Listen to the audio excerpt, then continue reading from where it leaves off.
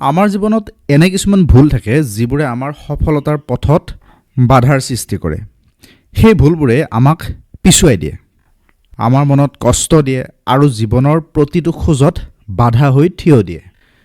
তেনেকুৱা কিছুমান ভুল সামৰি আগবঢ়ালোঁ আজিৰ এইটো ভিডিঅ'ত। প্ৰথম ভুল, যিটো বহু মানুহে কৰে, সেয়া হৈছে নিজৰ ওপৰত কৰা দয়া।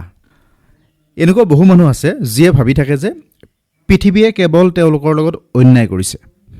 তেওঁলোকে নিজকে কয় সকলো শেষ হৈ গ'ল, ৰাতিপুৱা সোনকালে উঠোঁ, দিনটো কাম কৰোঁ, ৰাতি পঢ়োঁ, কষ্ট কৰোঁ, কিন্তু এইবোৰ কৰি কৰি মই ভাগৰি পৰিছোঁ আৰু আশা কৰি থাকোঁ কোনোবাই আহি মোক পথ দেখুৱাব।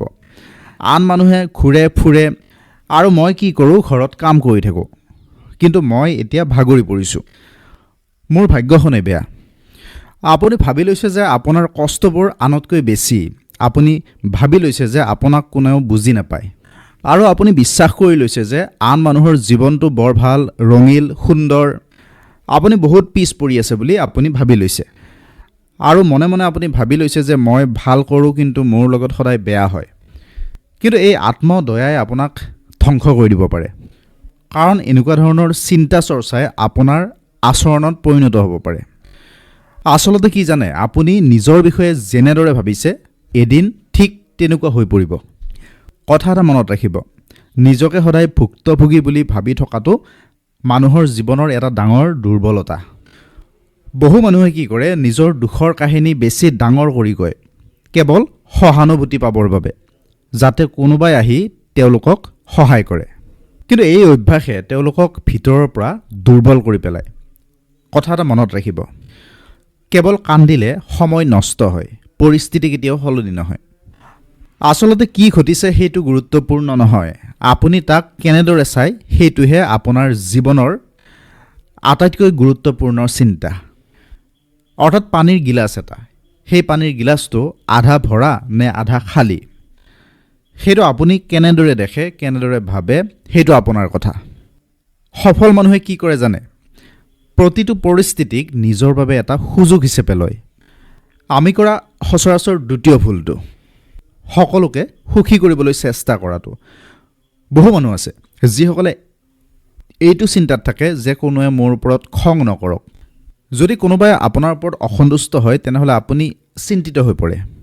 নিজৰ কথাত দৃঢ়ভাৱে কোৱাৰ সলনি আনৰ কথাত হয় মিলোৱাটো আপোনাৰ ভাল লাগে আৰু নিজৰ ভুল নথকাৰ পিছতো আপুনি ক্ষমা কৰিব বুলি কয়।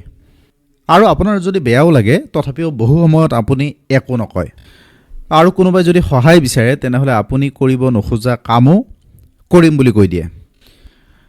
যদি এনেকুৱা হয় আপুনি এটা অসম্ভৱ কাম কৰি আছে, সেই কামটো হৈছে সকলোকে সুখী কৰা, যিটো কাম ঈশ্বৰেও কৰিব পৰা নাই। কথা এটা মনত ৰাখিব, কেতিয়াবা ভাল মানুহ হ'বলৈ কৰা অত্যাধিক চেষ্টাই আপোনাৰ বাবে ক্ষতিকাৰক হৈ পৰিব পাৰে। সকলো মানুহকে কেতিয়াও সুখী কৰিব নোৱাৰি, সেইটো অসম্ভৱ কাম। আমাৰ তৃতীয় ভুলটো, ৰিস্ক ল'বলৈ ভয় কৰা। আমাৰ আচলতে সম্পূৰ্ণ জীৱনটো এটা পৰীক্ষা। আপুনি যিমান বেছি পৰীক্ষা কৰিব, যিমান বেছি পৰীক্ষা দিব, সিমানেই ভাল হৈ গৈ থাকিব। বেছিভাগ মানুহে কি কৰে, কামটো কৰিলে কি ভাল হ'ব পাৰে সেইটো চিন্তা কৰাতকৈ কি বেয়া হ'ব সেইটো আগতে চিন্তা কৰে, আৰু সেই বেয়াটো অত্যাধিক চিন্তা কৰি সেই কামটো আৰম্ভই কৰিব নোৱাৰে। আচলতে বেছিভাগ মানুহে এইটো চিন্তা কৰিব নোৱাৰে যে কোনটো ৰিস্ক লোৱাটো উচিত আৰু কোনটো ৰিস্ক লোৱাটো অনুচিত। তাৰোপৰি তেওঁলোকে সিদ্ধান্ত লয় পুৰণি অভ্যাস বা ভয়ৰ ওপৰত নিৰ্ভৰ কৰি। যেতিয়া কোনো এটা কাম কৰাৰ আগতে তাৰ ফলাফলৰ কথা ভাবি সেই ফলাফল যেতিয়া ভয়ংকৰ যেন লাগে, তেতিয়া আমি সেই ৰিস্ক ল'বলৈ ভয় কৰোঁ। জীৱনত সিদ্ধান্ত লোৱাৰ ক্ষেত্ৰত এটা সহজ নিয়ম মনত ৰাখিব, যেতিয়া মনত ইমোশ্যন থাকে, অনুভূতি থাকে, তেতিয়া সিদ্ধান্ত সদায় যুক্তি আৰু তথ্যৰ ভিত্তিত ল'ব লাগে। অৰ্থাৎ যেতিয়া আৱেগিক হৈ থকা যায় তেতিয়া বুদ্ধিয়ে কম কাম কৰে। কিন্তু এটা কথা মনত ৰাখিব লগা, যেতিয়া আপুনি ডাঙৰ লাভৰ সম্ভাৱনা দেখে তেতিয়া কেতিয়াবা ঠগ খোৱাৰো সম্ভাৱনা বাঢ়ে। আমাৰ চতুৰ্থ ভুল, অতীতত আবদ্ধ হৈ থকাটো, যিটো ভুল প্ৰায়ভাগ মানুহে কৰে।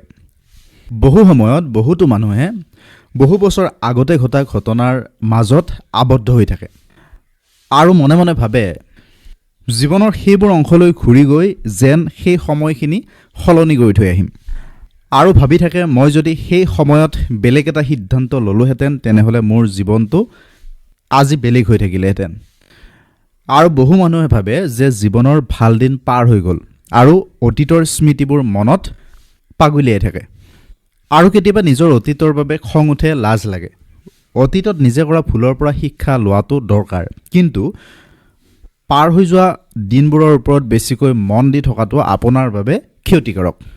কাৰণ ই আপোনাক বৰ্তমানটো উপভোগ কৰিবলৈ নিদিয়ে, বৰ্তমান কাম কৰিবলৈ নিদিয়ে, ভৱিষ্যতৰ পৰিকল্পনাও কৰিবলৈ নিদিয়ে।